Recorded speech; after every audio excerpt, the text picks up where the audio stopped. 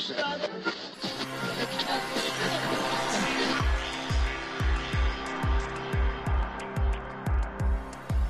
this is Leon Poe, man. You listening to Causeway Street Podcast. What's up, y'all? This is Kenny Anderson. Y'all listen to the Causeway Street Podcast.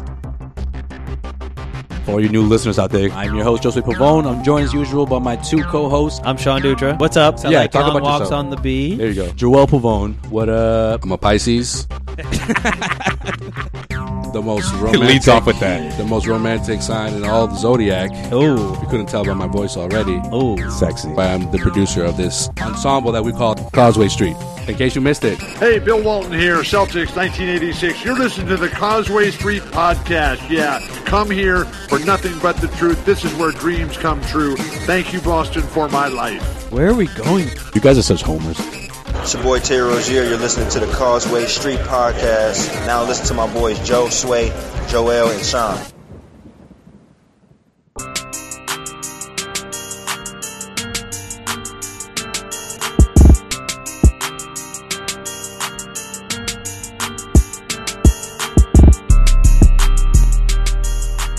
All right, welcome into the Causeway Street Podcast, live broadcast coming from the Harp. What's going on, everyone? Josue Pavone here, Sean Dutra. What's up? Joel Pavone. Guys, we're here. The day we've been waiting for. Opening night, night Here we go. at TD Garden. The Celtics versus the 76ers. We got a lineup full of guests. Yes. We got so much to do right now. How are we feeling? About opening night, I'm feeling pretty good. I mean, Sean, you got the adrenaline flowing. Because at first, Sean's hitting me up. He was like, yo, bro, I don't know, man. I'm feeling a little under the weather. Something's going on around my job. I pushed through. I'm feeling sick. You got to be worried for a second. You're trying to cancel on us. I would never. Actually, I did already You before. did? You've Last done that year. before. That's What why I do felt you like I mean? had to be here tonight. So, what's up? I'm ready to go. All right, Joel, how we feeling? How we looking? Joel's playing the thumbs producer up. role right Yeah. now. Yeah. He's chilling. You turned your mic off at this point. You're just chilling in the back. The he's got invisible the easy glass. job. He's behind the glass right got now. the easy job He's tonight. that dude right now. Oh, man. Celtics versus the 76ers.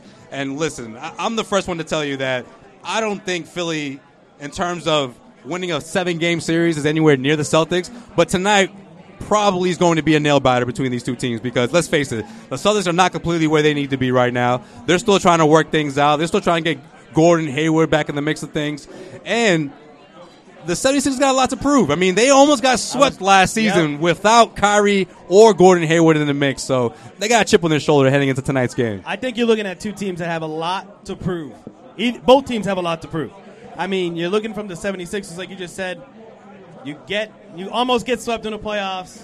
Ben Simmons comes out, has a bad series. They're supposed to be the up-and-coming team in the Eastern Conference. And then the Celtics, too. They have a ton to prove tonight. How does Kyrie look with Gordon Hayward, with Jason Tatum, with Jaylen Brown? The minutes, how is this quote-unquote super team going to look on opening night? I mean, obviously we know super teams, when they are put together, could struggle out of the gate, right? We've seen it time and time again. Are the Celtics going to be different than that? I don't think it's a big deal if they do struggle, but both teams have a lot to prove. Borderline rivalry game. You do not want to lose to the 76ers after you smacked them last year. So, yeah, I think when you're looking at who's got more to prove tonight in the game 1 of 82, I don't know. It's a toss-up, man, I think. I think it's probably Philly. Philly wants to set the tone in this rivalry, renewed between the Celtics and the Sixers, so that's going to be a big role. But then also, you got to remember the fact that the Celtics, they got plenty of juice. I mean, let's face it. This team, again, almost swept the Sixers without Kyrie, without Gordon Hayward. So yeah, we may not see a close game, but if I had to predict it, it's probably going to be a close game tonight. tonight. We'll have a close game. I think there's been a lot of build-up into the season about how the 76ers may not be that team. They may not be ready to knock on the door of the Celtics. I totally disagree with that. I think that this is a team that has two young superstars. They're ready to burst. Say what you want to say about Ben Simmons. It's all about the pieces surrounding those two that may draw them back a little bit. But no, I think the 76ers, in my opinion, should be number 2 or number 3 in the East. Because you're sleeping on the Raptors, bro. I'm always sleeping on the Raptors, man. Get out of here with the Raptors. We'll get more into that later, but let's get into our first guest of the night. He is Clevis Murray of The Athletic Boston, making his Causeway Street debut. The What's Athletic, going on, huh? Clevis? Doing good. Yeah, there you go. Little promotion, I feel special. There you go. You know I got to mention the Athletic, man. I got to shout you out. It took you a while to get me here, but I'm glad to be here. We talked about this. I'm glad to be here for opening night. Nothing perfect for my debut. See, I told Clevis like weeks ago. I'm like, sometime down the road I'll get you on there. We'll see what happens. Season hasn't even technically started yet, and here you are with the Causeway Street Podcast. I feel special. I feel special. I mean, you should.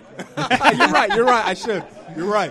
All right, so where do you fall in this conversation? Are you on the Sean side in terms of seeing Philly as the bona fide number 2 in the East, or are you leaning towards Toronto like I am? Or is there another team out there, the Milwaukee Bucks? Where do you fall in terms of where you see the top 3 teams in the Eastern Conference panning out? I think you guys are both right. I agree with the Sixers. I agree with the Raptors. I think those are the top 3 teams along with the Celtics.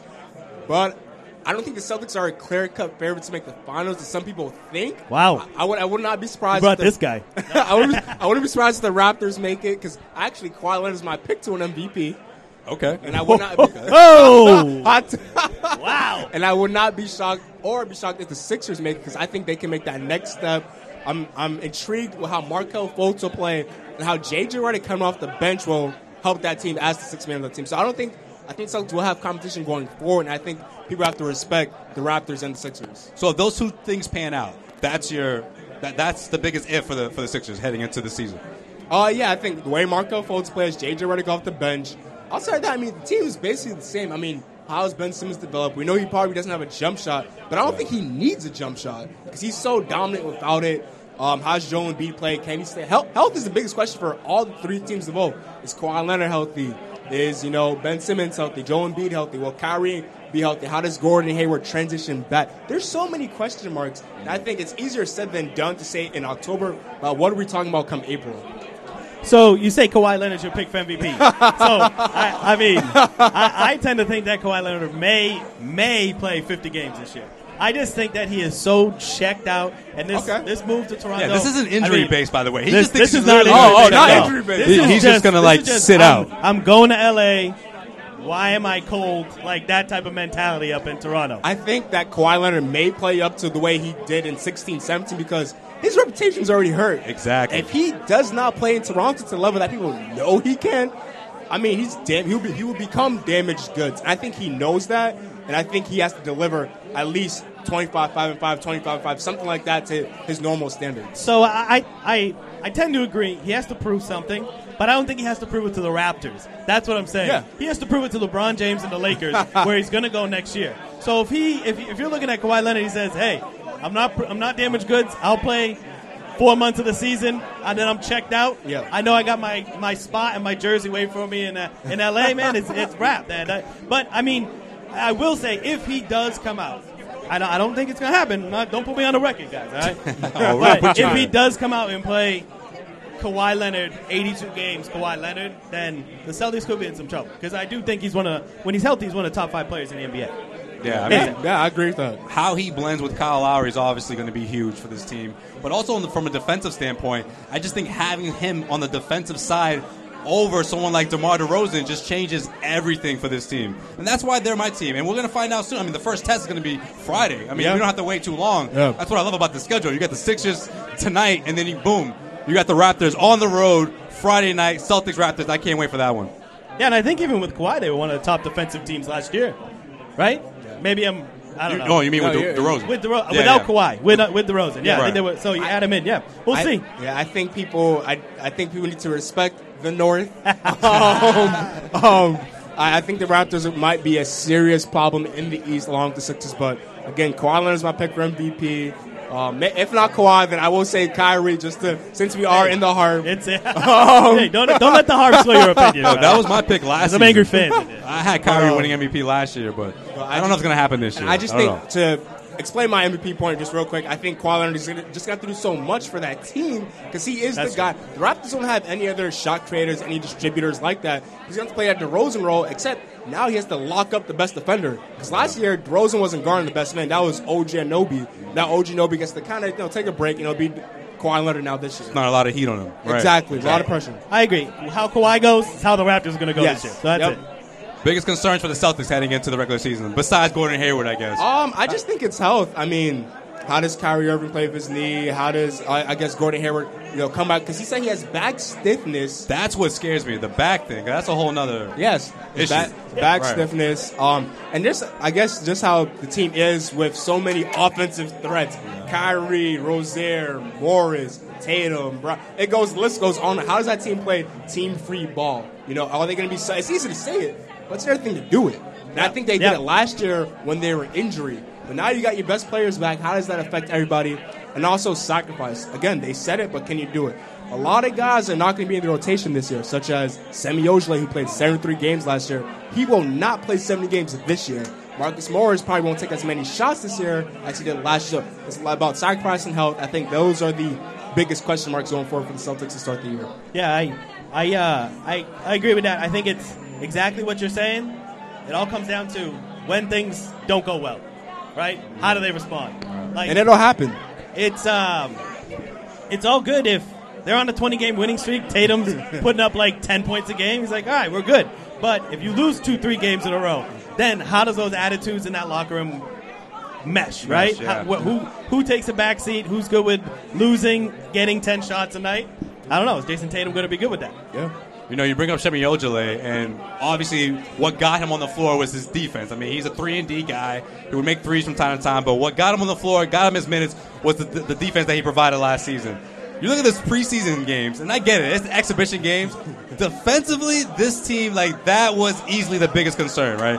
Offensively, they were putting up over 60 points in one half. They did it back-to-back nights, but defensively was the concern, was the reason why Brad Stevens said what he said about how he wasn't impressed whatsoever with his team.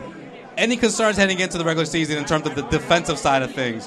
I mean, obviously, we know what they can do offensively, but on the defensive side, if there's any slow start, I think that's where you're going to see the struggles from the Celtics. Yeah, no, I agree with you. I mean, it's hard to say, if the Sixers and Celtics score 120 points tonight, I don't want to hear defense is oh my gosh, no defense.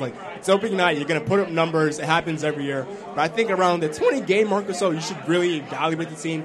How do they play defensively? Are they performing well? So I'll give it maybe 20 games or so to really evaluate. But the thing is, too, is that I don't think this team, any member of this team will get traded unless they request one. I think the way this team is now is the way the team is come the playoffs, unless someone gets hurt or requests a trade.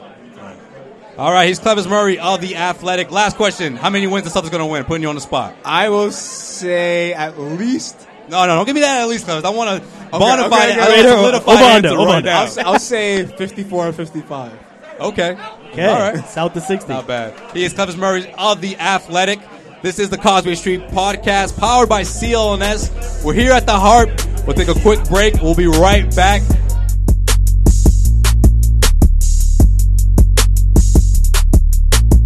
All right, back at the Harp, Causeway Street Podcast. The Harp. Live, getting you ready for the Celtics versus the Sixers. And we got a special guest, a special winner, Mike Conso, who won tickets for tonight's game. What's going on, Mike Conso? Nice to meet you. Hey, nice to meet you guys, too. I really appreciate it. I mean, honestly, what you guys put in every Sunday, I would assume, it's honestly, it's good chat, good chatter. So we do appreciate it. There you go. We're going to put you on the spot right now, Loyal Mike. listener. How long have you been listening to us? Oof. He's since the contest. Wait, I got a better question. Say, How long have you been a Celtics fan? Oh, wow. About 2 years. Yeah. No, I would say I've been listening now for about a year and a half. So okay. No, keep it up, guys. Seriously. Yeah, man. We were kicking it with Mike for a little bit as we were getting ready to go live here. And Mike got an ill shirt on. Jason Tatum. This guy's ready to go. So Can you see it? I had to ask him how long he's been a Celtics fan because we didn't get into it. I figured we'd save it for when we went live. There you go. But how you feeling about this team, man? Obviously we got Philly in the mix. We got the Raptors in the mix in the Eastern Conference. But in terms of them heading against the Western Conference, Golden State Warriors, obviously the favorites. What's your outlook for the Celtics this season, and how good do you think this team will be in comparison to the Golden State Warriors? Yeah. Honestly, I think what it really comes down to is coaching. I'm obsessed with the way Brad Stevens kind of schemes his games. He gets his players involved and everything like that. So I think what it really comes down to is going to be coaching, because I think the talent is there. Obviously, I don't know if that's that's pretty apparent, but it comes down to coaching. But I mean, other things how do you play in Gordon Hayward? How do you get him involved? How does he get acclimated to this team? And I think that's the most interesting part. I think it's going to take a little bit of time, but, long season. I mean, it could come down to Steve Kerr versus Brad Stevens. Let's face it. That's probably the biggest matchup if we're talking Celtics versus Warriors. It's the biggest mismatch for the Celtics, I think. Really? Yeah, I think that. You think Kerr has the capabilities to outcoach Brad? No. I said it's the biggest mismatch. The Celtics. I mean, Celtics in favor of the Celtics. Gotcha. Yes. Okay. Yes. Brad Stevens is heads and shoulders above Steve Kerr's coach. But Kerr's got the talent. Kerr's got the talent. Yeah. I mean, you're going to take the Warriors roster over the Celtics rosters any day of the week. I've been clear on that from the start, man. I think if the Celtics make it to the finals, that's I think the ceiling for this team. If the Warriors stay healthy, I don't see the Celtics knocking off the Warriors in the NBA Finals. I just don't. All right, Sean, let me ask you this, and I'll throw this to Mike, too. Chances we see Kevin Durant in another uniform next season?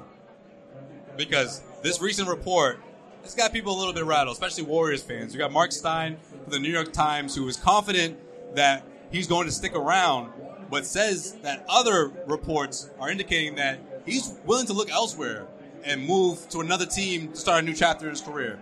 What are the chances you think that would even happen for I think a team, even if they were to three-peat? I think that's always a possibility for Kevin Durant, man. I mean, you look at it, how does that team look next year, right? Where do they put their money? You have Klay Thompson coming up in free agency. Is he just going to walk out the door? Is Kevin Durant going to want money, right? I mean, that's. I think you'll see what happens with Kevin Durant based on the decision they make on Klay Thompson. See, I feel like they're going to try to retain Durant over Klay Thompson, though. Because, let's face it, I mean, he's the more valuable player. But at the same time, why would Kevin Durant, in my opinion, when he went to Golden State, he was chasing LeBron James. He wants to get 4 or 5 rings, top LeBron, because in his mind, he's like, look, I can get more championships here than LeBron James when it's all said and done. I will be the one that will be compared to Michael Jordan when it's all said and done. Be in the conversation with Kobe Bryant when it's all said and done. If he leaves and he doesn't win any more championships, what does that mean for his legacy? Because let's face it, everyone already has him in that conversation where, you took the easy way out. You went and joined Golden State Warriors, but you could have knocked them out as a member of the Oklahoma City Thunder. There's going to be a point in his career, and here's my theory on this. If the NBA goes back to Seattle, Kevin Durant will go to Seattle. You think he'll pull a LeBron James and go back to That's where I think this is all going to. There's been rumblings about, and so 1 year deal here, 1 year, 2 year deal, player LeBron option. round. Yep. And then once that Seattle team opens up, if it's going to be an expansion team or whatever, I think that's his free agent destination. I think that's what you're looking at. Do it for Seattle. Yeah. Mike, where do you fall in this conversation?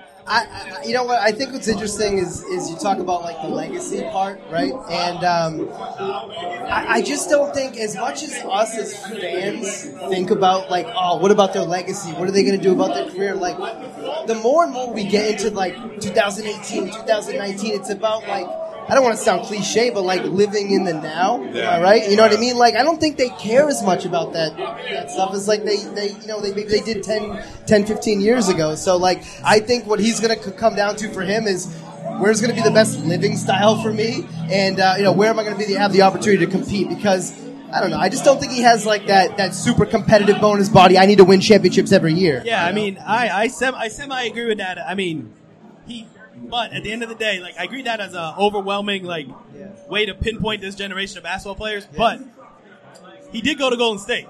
He wants to win a championship. Yeah. He did that for his legacy, right? Yeah. So, I mean, I don't know. I think at some point he's maturing to the point that legacy will start to matter to him, and all that snake stuff, all the stuff that OKC, the cupcake, whatever they want to call him, right? That's going to hurt him in the long run. So I think. Well, Mike brings up a valid point, because let's face it, LeBron James didn't go to the Lakers because he knew that would be his best chance to win a championship. That's true. He's already thinking about after the NBA. Right. He's talking about the brand. Well, LeBron's done the move to win a championship. He's done the move to go back home. Now he's doing a move that now he's thinking about after basketball, right? I don't know. See, I don't get that, because my whole thing was I thought you were chasing Jordan. I thought you wanted to chase the GOAT. I thought you were the greatest. But let's face it, LA's got all kinds of cap space next season, so they can go out and grab 2 max players. Is one of those guys going to be Kevin Durant? What do you think, Mike? Could Kevin Durant go to LA, team up with LeBron James, and could they win a title together? It's a possibility. They would win a title together. Yeah. I think they definitely would. Yeah. But is that enough in that squad? I don't. I don't see. Well, actually, I don't know. Kevin Durant's a weird cat. That could be enough. Exactly. I mean, you got Rajon Rondo. You still have cap space to grab someone like, I don't know, Jimmy Butler, Kemba Walker. You can go down the list of free agents that are going to be available next year. And all of a sudden, boom, you're a championship squad with the base of Kevin Durant and LeBron James. Yeah. Kevin Durant. I'm blowing Sean's mind right now. I Sean's think like, wow. I mean, I'm convinced of my Seattle thing, bro. I think Seattle's happening sooner than later. They did a little preseason game up in Seattle. You saw that? Wore the Durant jersey and everything. I was like, yo, he's going back, man. That's where he's headed. I mean, he's still got to just show love to the fans that brought him home. I mean, that was the team he got drafted by. That's right. You think he's doing that in OKC? Nah, he's not doing that in OKC. That's a good point. All right, so Mike, who you taking to the game? Who's the lucky person? So my old roommate, he's this is going to sound terrible, but unfortunately, born and raised in Pennsylvania, big Sixers fan. I couldn't not take him. All right, we got another ticket opening up over here. Yeah, right. Solo ticket. Who wants to go with Mike? I'm going to be taking it. So. No. But no, it should be a good game. I appreciate it. At least he's from Pennsylvania, though. At least he's from Pennsylvania. Otherwise, it would be like, okay, so you're a Sixers fan, but you're born and raised in Boston. Like, wouldn't make any sense. So I give him that. That's true. I give him that. And you know what? At the end of the day, Sixers fans they're passionate. You know, Philadelphia has some passionate fans, and of course, it's not just basketball with them. Their football fans are pretty crazy as well. Well, hey, Mike, I appreciate you stopping by, man. Yeah, appreciate you thanks for chilling with having us. me. Seriously. You didn't have to do that. Mike could have Appreciate just picked up his tickets and say, fuck you guys. Yes. They decided to kick it Welcome with us, man. in. We appreciate that. Hey, thanks, guys. The Causeway Street Podcast, powered by CLNS Media. We'll be right back. Woo!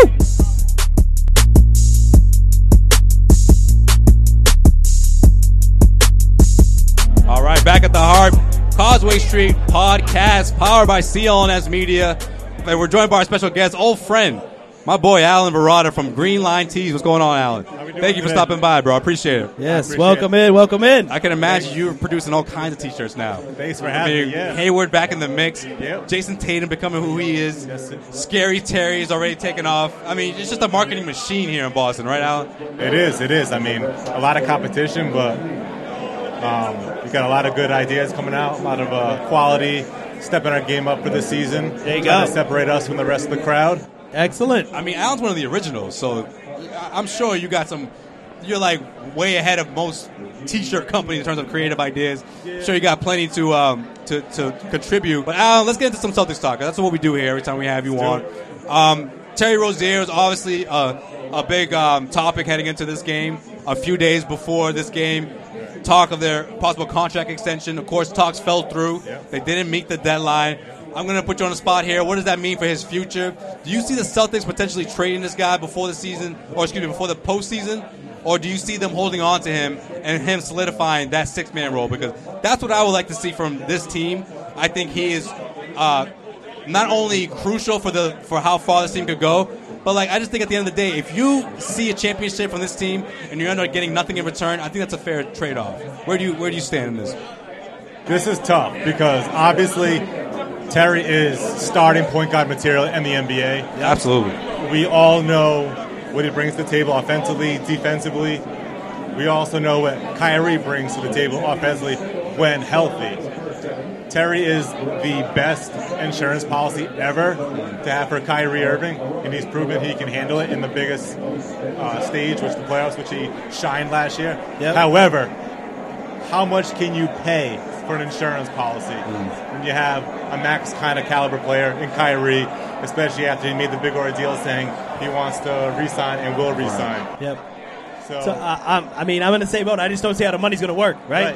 I mean, it's not like a Brady Garoppolo situation, right? It's and completely you're gonna different. have no guys franchise like, tag. And you're going to have guys like Jalen and Tatum who are going to demand big money a few years down the line as well. Right. Yep. And I'm a big believer that star power on the wings is what wins championships. Absolutely, yeah. Especially in the NBA, and that's what we've seen time and time again. Right. You know, recent reports says that the Phoenix Suns tried a deal for him. They were trying to do a deal that circled around, was it Dragon Bender, Shaq Harrison, and of course, Danny Ainge's favorite thing in the world, first round draft picks. Unprotected. Yeah. No. So, I mean, if you're the Suns, can you blame them? No, they need a point guard. You got a star in Devin Booker. You have Ayton, who's going to be a great center player. So you can have really a 3 cornerstone pieces right there going forward. But if you're Ainge, I think you got to hold out and just play it out the season, and then see what you can offer him in the offseason, see if he takes. If not, yeah, I think. I mean, personally, I think Rozier is probably out the door. I mean, just because some team's going to overpay for him, man. If he gets into free agency, some team like the Suns, like, I don't know, name a team that needs a point guard. There's like 10 of them in the league. Overpay for a guy like Terry Rozier is, again, proven himself to be a starting point guard in this league. I mean, well, the asking price is pretty steep. I mean, if you ask a team like the Phoenix Suns for their first-round pick, like a bona fide lottery team, like you're pretty much saying, like, look, we'll give you our fifth best player for the best asset you have aside from your star, Devin Booker. So, like, that just shows where Danny Ainge's head is at. It's like, okay, if I'm giving up this guy, I'm going for your best stuff. But if you're the Celtics and you have, like, that one seed locked up, you head into the playoffs, can you really give away a crucial piece? No, I don't think so. That's why I think he's gone after the year. I think you just have to sort of bite the bullet, right? Say, this is the run. We're probably going to lose him for nothing. But you just bite the bullet. You just let him go in free agency. But use him while he's under contract. I mean, think about it. Kyrie is not a solid 82. He's not even a solid 60 games played guy, right? So you're going to need Terry Rozier this year. I think you're going to need him more than ever. Yeah, I mean, he hasn't played a full season since 2011 when he was a rookie. You really got to let that season play out. I mean, if Kyrie can be proven healthy, like this knee surgery was beneficial. I mean, we all saw that alley-oop, like, reverse dunk he threw down in 3 games. And I was actually kind of shocked coming off the knee surgery. He was doing that already. So, I mean, if he's healthy, then maybe you can let him go at the end of the year and just keep it moving, because Tatum and Brown is where the money's got to be in the future. And also, too, Harper's going to come off the books end of this year or next year? After next year, yeah. Well, he's gonna opt into his option. I mean, so that'll give him another year. So 2020, essentially. But I think we're all on the same page here. I mean, have Terry Rozier play to the best of his ability. If he has another great year and the Celtics do get to the finals, it's just going to make him more valuable to other teams. So it's sort of a win-win situation for both. You know, before today, I was thinking to myself, and we talked about this in the last episode of the Causeway Street Podcast. I'm like, when I heard this report that he's aiming for like $20 million, I'm like, Terry Rozier is not going to get $20 million a year. Yes, he is. And then today, Miles Turner just signed a contract extension worth $21 to $22 million per year. If Miles Turner's getting that kind of money, I mean, listen, Miles Turner is a solid player, but Terry Rozier can easily get that same amount for what he's already proved on the biggest stages of the Eastern Conference. But we also seen what Marcus Smart got for his deal, so you know that the Celtics are going to be pinching pennies over here. So. But Terry Rozier can shoot. So, I mean, listen, I like Marcus Smart, but I feel like if you're getting that kind of money, it's because you can shoot, and that's sort of why Marcus Smart topped out where he topped out, because he's offensively limited. Listen, again, the value of Marcus Smart, that's how I'd like you to say it. That's the politically correct way to say it. Offensively limited. It's not that he can't shoot, but his value is worth what he got. Don't get me wrong. I don't think he's overpaid. What he brings to the table is unique, so you pay for that skill set. Exactly. Individual skill set. Unfortunately, Rozier is the money you got to pay him. You won't see the payout, the dividends, because he's only going to play 22 minutes a game or something like that. Marcus Smart's was more valuable to the Celtics than any other team out there. Rozier is almost more valuable to other teams than the Celtics. That's where he's going to get the big bucks. You're better off maybe taking that money and splitting it over 2 guys, like a Marcus Morris, a Smart type, like that kind of stuff. All right, it's the Causeway Street Podcast coming at you from the Harp, powered by CLNS Media. Alan Varatta from Green Line Tees. Follow on Instagram, Green Line Tees. Check out all the cool products they have. All kinds of cool shirts and apparel. If you're a Boston Celtics fan, it is a must. Follow them. Green Line Tees on Instagram, Twitter, and all those fun social media platforms. Alan, always fun talking sports with you, man. Talking Thanks, guys. Celtics. I appreciate it. I appreciate you stopping by. This is like New Year's for me. This is like this is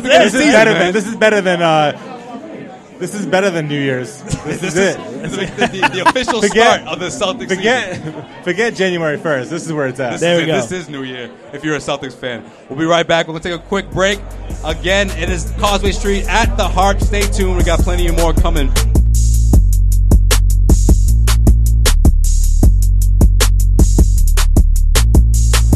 All right, back at the Harp, Causeway Street Podcast, and Nick Gelso. Man, where were we a year ago?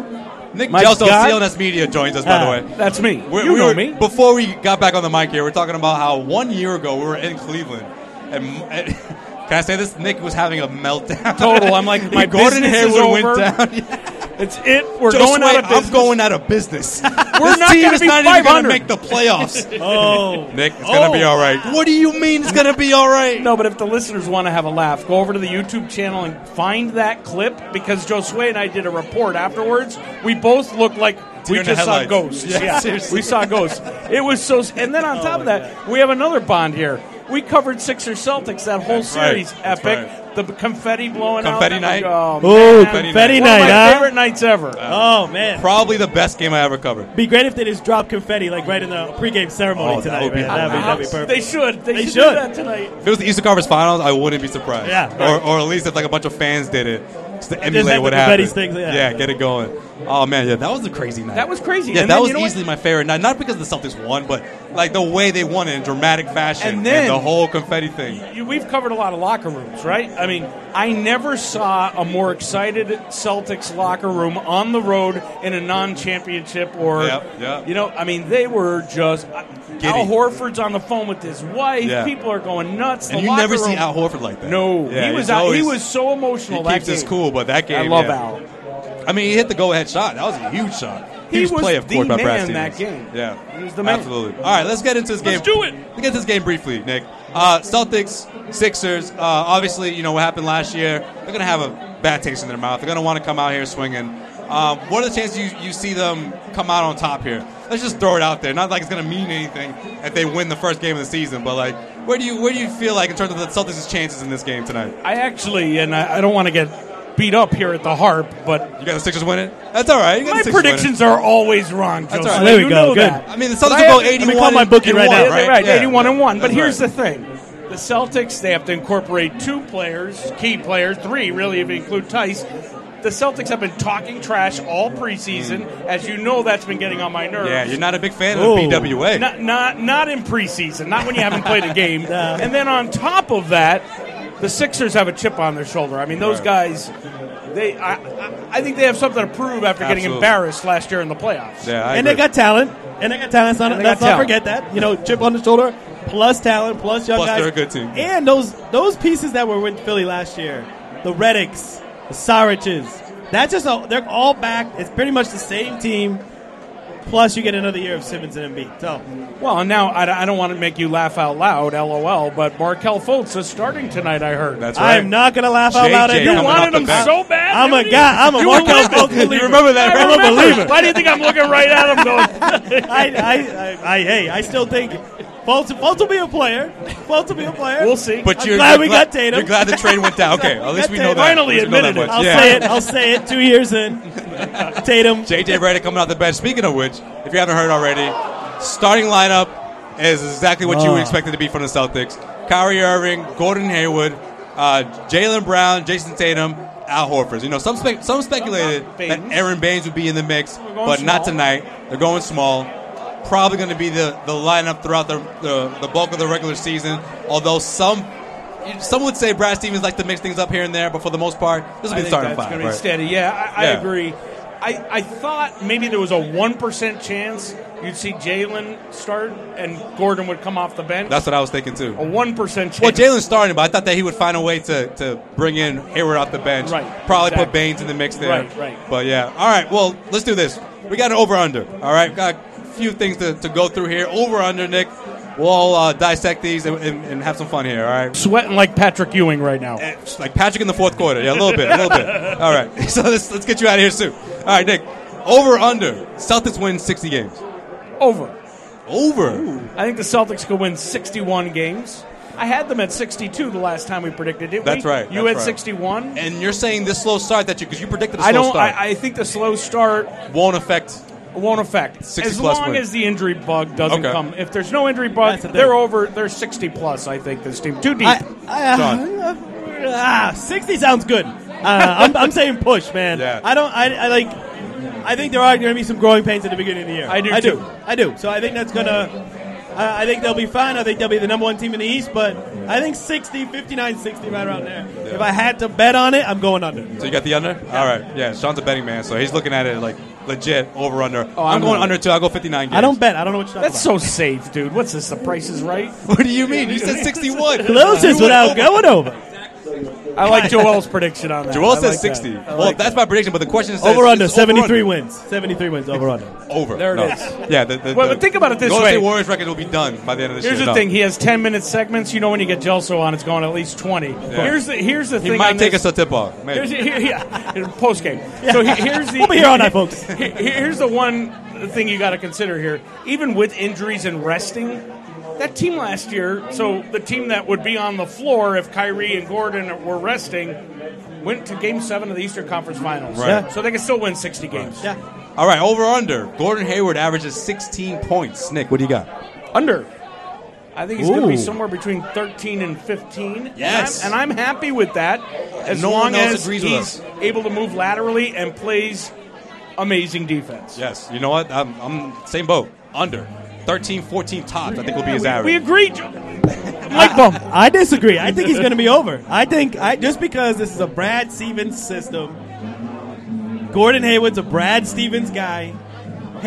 Stevens has been waiting for at least a year, if not more, for Hayward to be in his offense again. I mean, I think he's going to be a prominent feature in the offense. And I think the only guy there'll be more games off than less restricted minutes. So I think 17, 18 points is achievable for Gordon. Wait, so you think Brad Stevens is going to cater to Hayward? Like, I think him one of the focal points of the offense? You guys forget, Gordon Hayward is a superstar. We signed him for $30 He's a borderline million. superstar. Come on. He's the biggest free agent signing, though, the Celtics have ever had, right? But no one thought Tatum would be where he's at right now, though. Yeah, baby. I love Tatum will be the second best will be the second leading scorer this team. I love Tatum. I think there's number 2. I think you're going to see the top 3 players, and we've seen it plenty of times where there's 3 players on the team that's averaging 20 points a game, right? I think the person who's going to take a real hit here is Jaylen Brown. I think Tatum's going to get his, Hayward's going to get his, and Kyrie's going to get his, man. I just don't see how you have Gordon Hayward after all the hoopla, everything that happened.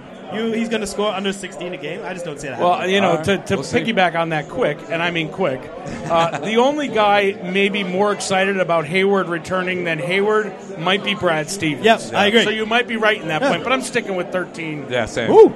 No more than 13, 14. No. All right. Lakers win 48 games. Under. Wait a minute. Let me preface this. I missed that. Let me preface this. Lakers are going to win 48 games. The Thunder, the Jazz, and the Pelicans all won 48 games last season. So just keep that in mind. Where you at? Over, under. Lakers win 48 games. You're asking me to bet against LeBron here, but I'm gonna have to say under. I mean, a lot of people have them at middle of the pack in the West. I mean, LeBron's got not winning 50 games. I do not see it happening. I mean, Rondo, LeBron, nice. Rondo, good for Lonzo. I don't see 48 games. And if there's no dissension in that locker room, if Luke Walton retains the job and we don't go mid-season with Magic Johnson being the coach, then they're going to win 48. Otherwise, it's going to be less. I didn't even think about that. Like, how is that going to work between him and Luke's LeBron done. James? Luke Walton, he's a great coach. As soon as LeBron's like, I want this guy out of here, done. Magic Johnson won't even hesitate. Magic Johnson will be on the bench, and we all know what happens with Magic coaches. It ain't pretty. Nope. You say under, right? I say under. I think the West is the West isn't as good as it has been in years. I think there's a lot of teams that are compressed in the West, so it's going to be a battle every single night. I think you get your top 2 teams, and then literally 3 through 10 battle. So gotcha. 48 games will be tough. All right. Let's get back to the Celtics here. Marcus Smart will rack up 4 technical fouls. Over, under. That's a lock, bro. Win, though. Now, you'll be surprised. Last year, he only had 2 technical fouls. The year before that, 9. The year before that, 6. He's over 4 on the season, you mean? On the season. I'm going to go. Come on. Marcus. He only had 2 last year. He could have gotten 2 versus the Cavs in preseason. He's already gotten some in preseason. No, the dude's on it. He's got a chip on his shoulder. He's Marcus Smart, man. He only had 2 last year, man. He's doing I his know. best. Well, and I think those 2 were for flopping. Yeah. Did he miss some time last year, too, man? I'm going to say over. Over. You going over? Over. I hope it's over. The Celtics need that toughness. He's going to earn a suspension? I think the better question is who has more technicals, Marcus Morris or Marcus Smart? I like that. The 2 Marcuses. That's a good question. Smart has 18 career technical fouls already. in 4 Clark years. does? Yeah. Good. I actually thought it'd be higher. Actually, And a Double lot of them that were this for year. flopping, really. yeah, there were at least 5 of them. All right, last one. Carmelo Anthony, now a member of the Houston Rockets, will average 13 points a night, over under. Sean? Look at my face. You just avoided me. I mean, I did. You know what I feel about Melo. Sounds about right. First off, gonna put up 12 I have points? a big problem with all of a sudden Come James on. Harden is an Astros fan now. He's at the game, front row right now. Sean's Get the distracted. fuck out of here, Sean's James distracted. Harden. I agree with that. You're right. Is that Out the of first time you nowhere. saw Where it has he tonight? been all I'm year? shocked. First time you saw it tonight. That's Bandwagon, the stuff, bandwagon. That's the stuff that pisses me off. All it took was seeing James Harden at an Astros game, and he's cussing up a storm. Under. Oh, get out of here! Woo! Well, the Red Sox scored. Here we go. Steve Pierce. Solo shot for Steve Pierce. Sox now up 3-2. Well, you better update the listeners on what just I happened. just did. Steve Oh, Pierce. they know. Solo shot, 3-2, top of the 6th. Nick, Over under on Melo. on Melo. 13 I'm points gonna tonight. say Melo's over, and the Rockets are less wins than Okay. last year significantly. All right. Ah, okay. Yeah, Sean's in the same boat for that. I'm going the same way. I got Carmelo over, but not by a lot. 14.5, 15 points a night. That's about it. But hopefully he'll be Let me a ask you contributor this. because I think a lot of people they're not giving him the benefit of the doubt. He's still playing 2007 style basketball, Melo. He would be best to go out and play for Doc, who's still coaching 2008 basketball. Yeah, Right? but see He's a that- ball stopper. It doesn't work. But that's today. the thing, Nick. He comes off the bench, so he's playing against opposing bench That's players. true. That's very which true. I think he'll capitalize How on. long is he going to be happy coming off the bench? I don't know. It depends How long is he gonna be happy, It depends how long period? James Harden can keep him at That's peace it, that's right. with being a member of the Houston Rockets. How many wants young to- Rocket players is he going to pollute? They don't have too many. That's one of the good things, right? Yeah, we'll see. Hoodie Melo. We'll see what he does in Houston. Right now, Big Melo fan here. Right now, he's still having a good time at the Astros games, even though the Red Sox just right, topped right. 4-3 now. How you like that, Harden? 6th inning. What a and, joke. With that, we'll wrap up this segment, Nick. I appreciate you all. Yeah, man. Always I'll welcome see to you stop by post-game. Causeway Street. Of course, man. Sean, Joel, I'll see you across thank you the guys. street. Should I drop the mic? No, don't do that. All right. We're going to take a quick break. We'll get you back here. NBA season is tipping off. Causeway Street Podcast at the Harp. Yep. We'll be right back. Go stop.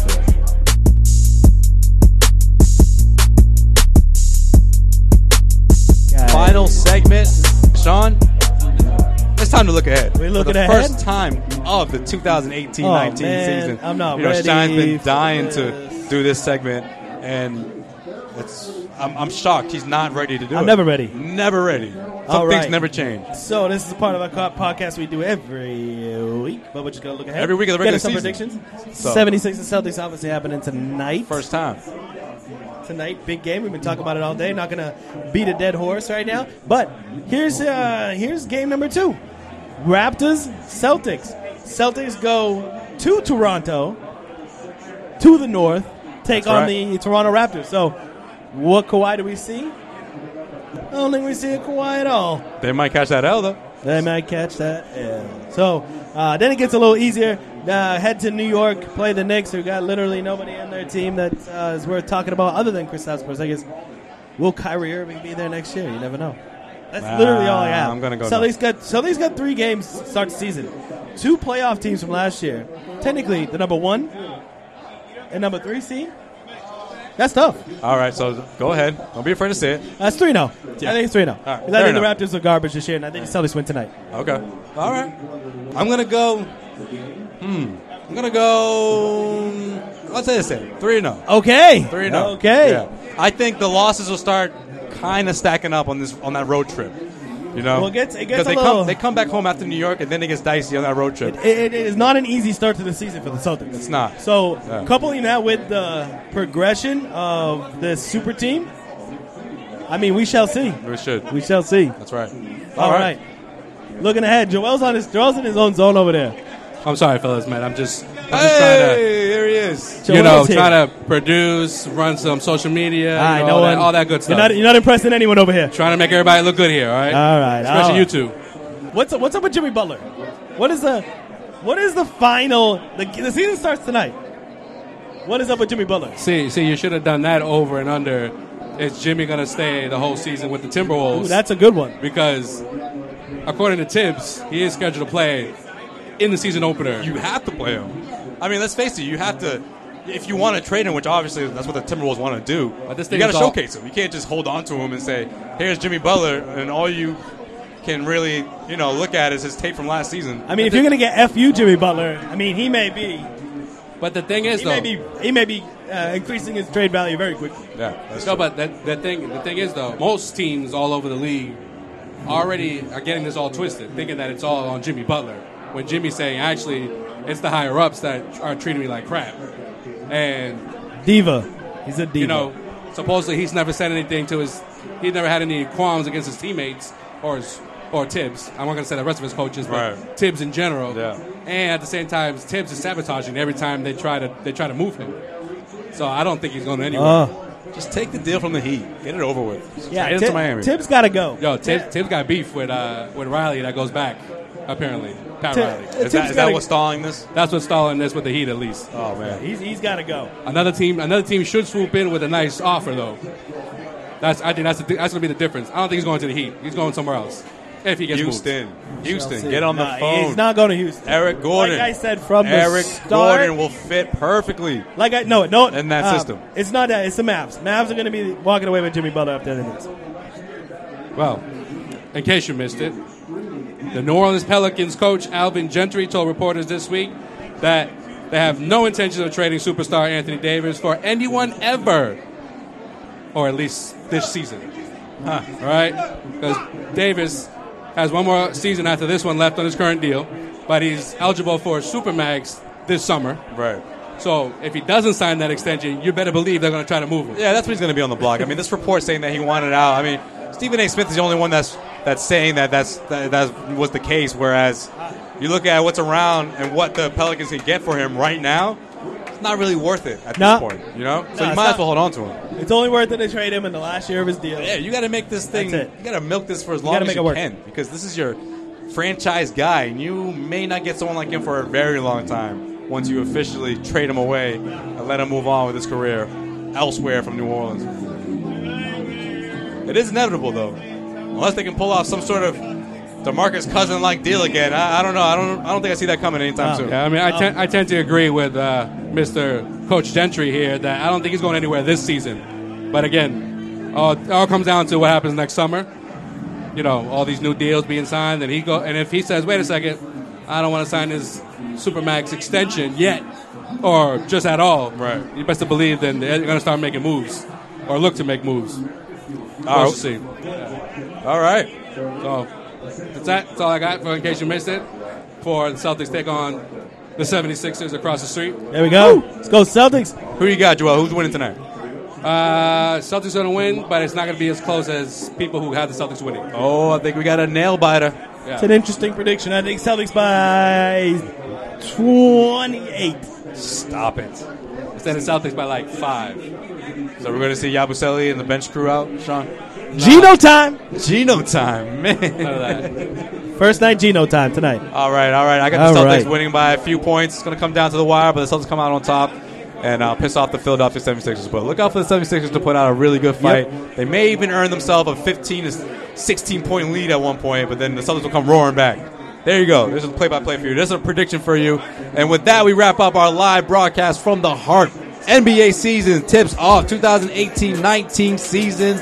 We up out of here. Causeway Street's up out of here. Later. From CLNS Media for the Harp. Thank you for having us.